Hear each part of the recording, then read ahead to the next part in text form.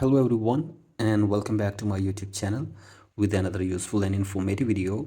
So guys, in this video I'm going to show you how to clear system data on iPhone in iOS 26. So guys, if you want to clear system data on your iPhone, here I will show you how can you do this.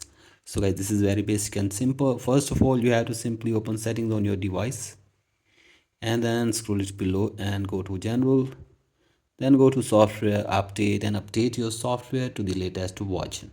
So guys, do this, and after this go back and go to iPhone storage, and from here you have to simply delete some useless data from your device if your iPhone storage is full.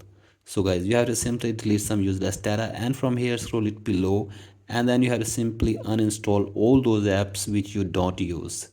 So guys, simply delete the apps which you don't use, and after this go back, and now you have to simply restart your device for one time.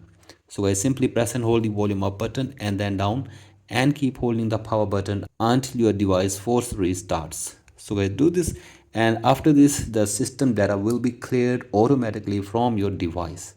So guys, in this way you can also clear system data on your iPhone in iOS 26. So guys, that's it for today's video. Hope this video helps you. Please like and subscribe to my YouTube channel as well. Thank you.